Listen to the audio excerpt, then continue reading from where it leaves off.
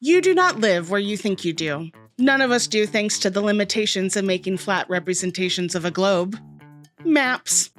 You may have never once given maps a second thought. You may think they're pretty and fun to hang on the wall.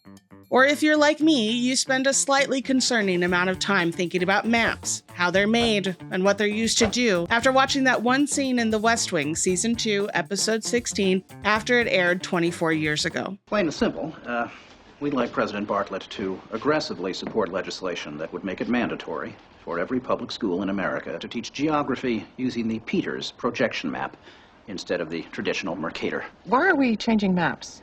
Because, CJ, the Mercator projection has fostered European imperialist attitudes for centuries and created an ethnic bias against the Third World. Really? The German cartographer, Mercator, originally designed this map in 1569 as a navigational tool for European sailors. The map enlarges areas at the poles to create straight lines of constant bearing or geographic direction. So it makes it easier to cross an ocean. But Yes. it distorts the relative size of nations and continents. Are you saying the map is wrong? Oh dear, yes. Look at Greenland. Okay. Now look at Africa. Okay. The two land masses appear to be roughly the same size. Yes. Would it blow your mind if I told you that Africa is in reality 14 times larger? Yes? Here we have Europe drawn considerably larger than South America. When it's 6.9 million square miles, South America is almost double the size of Europe's 3.8 million. Alaska appears 3 times as large as Mexico, when Mexico is larger by 0.1 million square miles. Germany appears in the middle of the map when it's in the northernmost quarter of the Earth. Wait. Relative size is one thing, but you're telling me that Germany isn't where we think it is? Nothing's where you think it is. Where is it? I'm glad you asked. The Peters projection. It has fidelity of axis. Fidelity of position. East-west lines are parallel and intersect north-south axes at right angles. What the hell is that? It's where you've been living this whole time. When third world countries are misrepresented, they're likely to be valued less. When Mercator maps exaggerate the importance of Western civilization, when the top of the map is given to the northern hemisphere and the bottom is given to the southern, then people will tend to adopt top and bottom attitudes. But wait, where else could you put the northern hemisphere but on the top? On the bottom. How? Like this. Yeah, but you can't do that. Why not? Because it's freaking me out. We see maps in classrooms, on walls, on apps in our phones, and literally none of them are faithful representations of reality. That doesn't mean they're unimportant, however. Conquest, wars, and court cases have been decided over maps. There's a whole lot of math and politics involved in producing a map, and that means arguments and controversy. Settle in, friends. We're going to start at the beginning.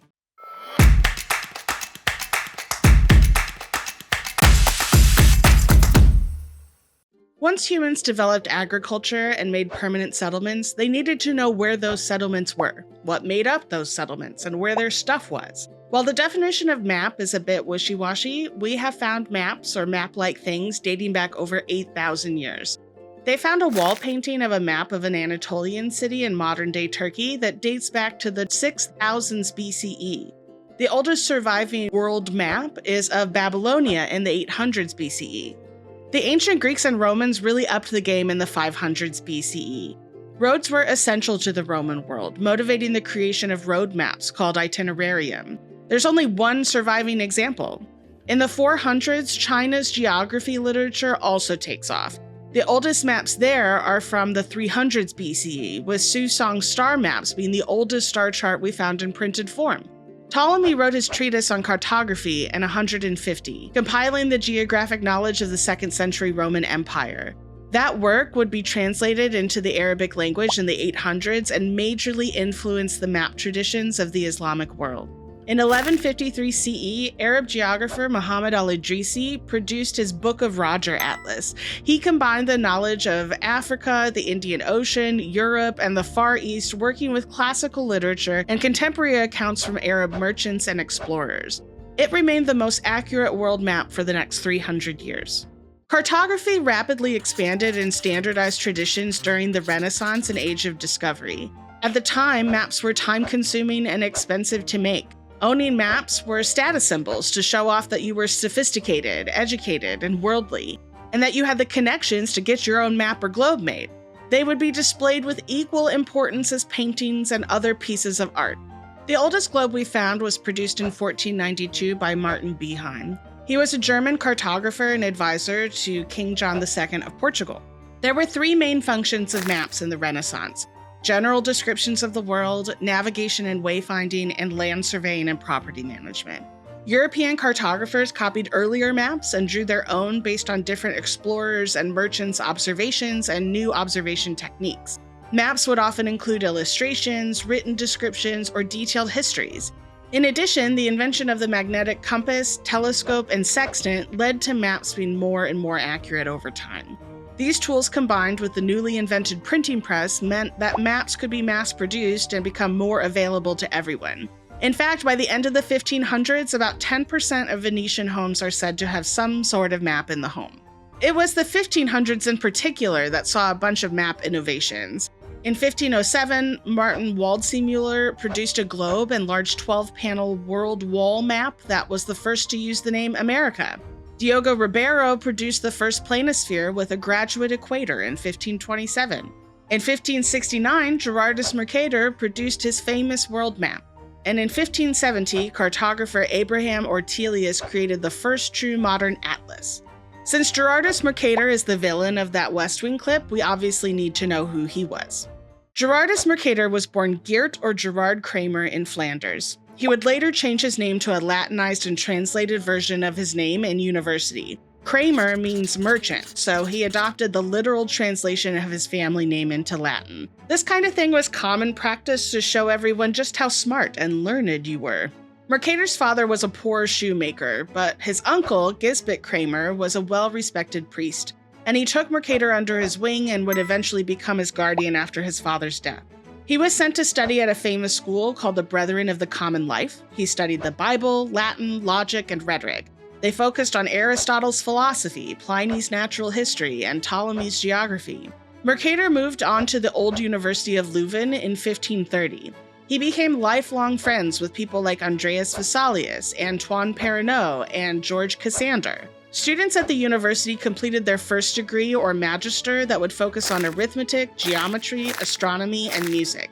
He finished in 1532 and went on to his second degree, further study in one of the four areas. You could choose theology, medicine, canon law, or Roman law. Mercator's uncle Gisbert wanted him to become a priest, but our friend Gerardus had already started to face some serious doubts. He couldn't reconcile the contradictions he found between Aristotle's work and his own biblical and scientific observations. He was fascinated with the creation and description of the world, and he wasn't satisfied with what he was learning. This was considered heresy at the time, and thankfully Mercator only seemed to argue in class and not go as far as writing his radical thoughts down. He ultimately set those doubts largely to the side, and he leaned into his interest in geography rather than theology. He worked with Gemma Frisius and studied geography, mathematics, and astronomy. He was tutoring private students within 2 years. He helped with his first globe in 1536, working closely with Gemma Frisius and Gaspar van der Heyden. That globe put Mercator's name on the cartography scene, and it earned him enough money to marry a woman named Barbara Schellekens that same year and establish a family and home with her.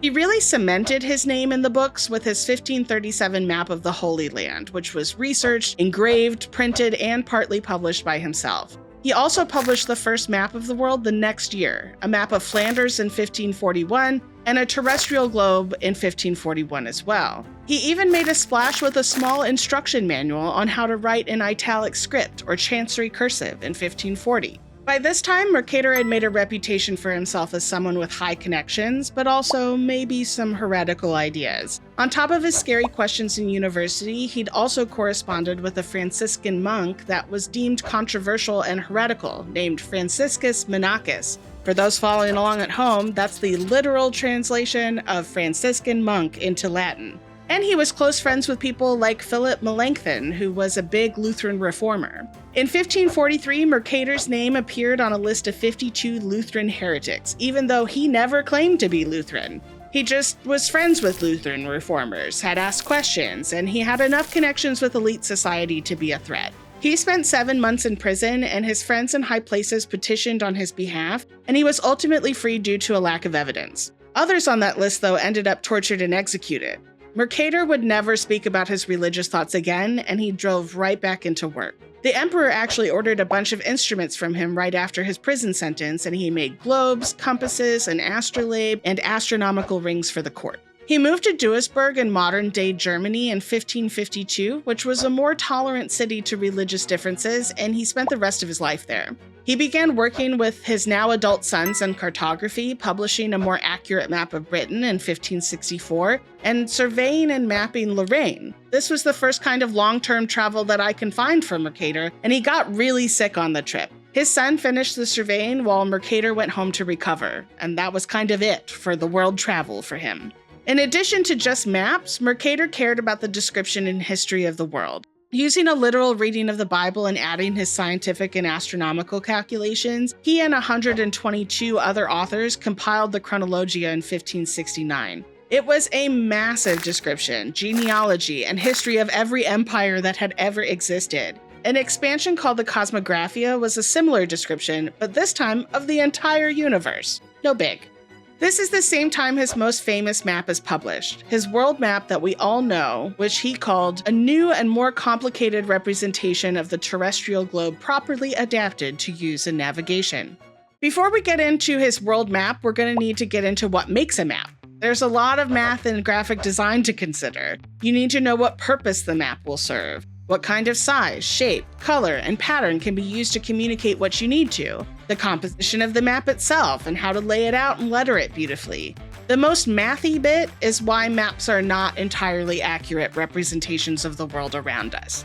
The fact is that it isn't possible to faithfully map a sphere and its main properties onto a flat surface without distorting something. When making a map, cartographers typically choose a sphere or an ellipsoid to represent the Earth or other celestial bodies. Most choose an ellipsoid. Already, we need to abstract away from reality and lose some information because the planet is not a perfect sphere or ellipsoid. A map is merely a model of an imperfect reality, so we have to make some sacrifices. The idealized it'll-do ellipsoid is what we then reference to make the map. To get said map, we need to imagine rolling out our ellipsoid to lay flat, and it's impossible to do this without stretching it or tearing it. Imagine trying to roll out an orange peel. It will never lay truly flat, and it will need to rip to get remotely close. This is why a map maker will project the ellipsoid onto a shape that doesn't need to rip or tear, a cylinder, a cone, or a plane. Doing so means yet another break with reality though, and the map must distort itself yet again. The 5 basic properties that may distort are area, shape, direction, bearing, and distance. Let's break it down. Shape measures the outline of a region or surface, and area measures the size of that shape. 2 objects may have drastically different shapes, but the same area, just as they may have the same overall shape, but different sizes. Direction or orientation measures the angle of rotation of an object, and when we're dealing with 2 dimensions, that object can only rotate along one axis. Bearing refers to the horizontal angle between the object and north, whether that's magnetic or true north, or between the object's front and another object. Distance measures how far 2 objects are from one another. For maps, we care about how far an object is from another along the surface of the Earth. Different map projections are used for different purposes and thus focus on preserving different features at the expenses of others. Mercator's world map was created to become the standard map for sea navigation. There were 2 main innovations. He kept the rums or bearing, or the horizontal lines on the map, straight to help sailors have straight paths to follow. In essence, he took the Earth's roundedness into account when determining navigational paths. He also reliably used north as up and south as down, while preserving local directions and shapes. Earlier maps might put east at the top because that's where the sun rises, or particular landmarks at the top to help orient the map. These decisions, though awesome for navigation, meant that land masses are distorted closer to the poles.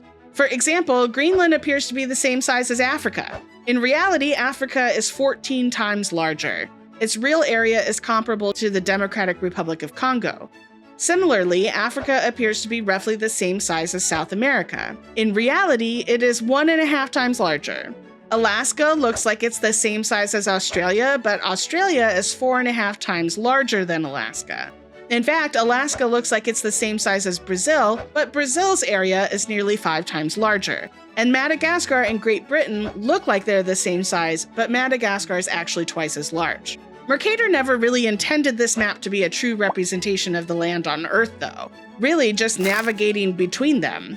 Here's the kicker, though, he never told anyone how he constructed the thing. People had to dedicate major time breaking down his work and figuring out how to replicate it. This map, though, was a major breakthrough in nautical cartography, but it was ahead of its time. Old navigational and surveying techniques were simply incompatible with its use. First, it relied on longitude at sea, but current instruments had no way of determining their longitude in order to navigate from it. Magnetic directions were new too, and it wouldn't be until the mid-1700s that the marine chronometer was invented that could help determine a ship's precise position. His map became more commonplace in commercial and education maps in the 1800s, and that's where there started to be more persistent criticisms about the distortion of land masses in the projection. Alternatives were routinely proposed, and there was a flurry of cartographic breakthroughs over the 20th century because of it. Today, the map can be found in marine charts and web mapping services like Google Maps. Google used the Web Mercator projection overall since 2005, but in 2017 they shifted so that only local maps use the Mercator projection. Scottish clergyman James Gall presented his world map projection in 1855 at the Glasgow meeting of the British Association for the Advancement of Science. No one really noticed until German filmmaker and historian Arno Peters independently prepared a similar projection, which he presented in 1973. The differences between the two maps are negligible, so people typically refer to the projection as the Gall-Peters projection, but there was a bunch of controversy. Arno Peters essentially crashed cartography from the outside and promoted his map as a superior alternative to the Mercator projection, which was used essentially everywhere at the time. He criticized the map for making the wealthy Europe and North America to appear large relative to poorer Africa and South America. Many socially concerned groups agreed with him. This is called deconstruction. According to deconstruction, maps have power and are inherently biased. Depictions of Africa are a common target of deconstructionism. Maps further imperialism and the colonization of Africa, showing off information like where resources are or where commercial trade routes may exist. The same maps that are criticized are what we use to cement territorial claims, like at the Berlin Conference in 1884 and 1885, which formalized the partitioning of Africa for European colonization. But the main controversy comes from Peters' behavior within academic circles. He claimed that the Gall-Peters projection was the only area-correct map, which is clearly not true. There have been equal area projections since map-making started. Peters, in fact, had some fighting words for cartographers. By the authority of their profession, cartographers have hindered its development. Since Mercator produced his global map over 400 years ago for the age of European world domination, cartographers have clung to it despite it having been long outdated by events. They have sought to render it topical by cosmetic corrections. The cartographic profession is, by its retention of old precepts based on the Eurocentric global concept, incapable of developing this egalitarian world map which one can demonstrate the parity of all peoples of the earth. The cartographic community reacted with hostility to his criticisms, as well as pointing out that his claims were both inaccurate and not novel. They pointed to a long literature of cartographers criticizing the overuse of Mercator and who had advocated for alternatives. Several scholars even pointed out particularly large distortions in the Gall-Peters projection. They pointed out that it was ironic that presentation is relatively undistorted at the mid-latitudes, including Peters' native Germany, at the expense of low latitudes, which are mostly underdeveloped nations. Basically, they accused Peters of jumping into a 400-year-long conversation, saying he had figured it out, while he paid no attention to the work that came before him. That's a big no-no in academic circles. I've seen it happen at linguistics conferences, and it is never well received. You need to know what has come before you in order to say anything that bold. The controversy got loud enough that the American Cartographic Association, now the Cartography and Geographic Information Society, produced a series of booklets in 1986 to educate the public about map projections. In 1989 and 1990, 7 North American geographic organizations even adopted a resolution rejecting all rectangular world maps. Peters and his allies largely ignored the protests of the cartographers and did not acknowledge Gall's or other cartographers' prior work. While it is very likely that he independently devised his projection, though it replicated Gall's original work, the issue is that Peters never admitted it. He never acknowledged the issues or engaged in academic discussions with respect and good faith. Since Peters, J. Brian Harley credited these map wars with showing that all maps are political. Geographer Jeremy Crampton said that he saw the cartographic community's reaction demonstrative of immaturity in the profession. Now cartographers have access to things like aerial photography, satellite imagery, and we have things like GPS and Google Earth. Maps have come a long way, but it's still important to recognize that they're not the end of the story, or are they a picture of reality. They're models of the world around us, and that means they aren't perfect. And maybe we shouldn't stomp all over 400-year-old conversations, ignoring previous breakthroughs and debates, and then tell the map people that they're just wrong and immature. Foundations of knowledge can be wrong, but it's important to know where the conversation stands before jumping in and trying to save an entire field of study. Oh, and maybe be glad that we don't just add us or after all of our names to sound smart anymore. Okay, bye.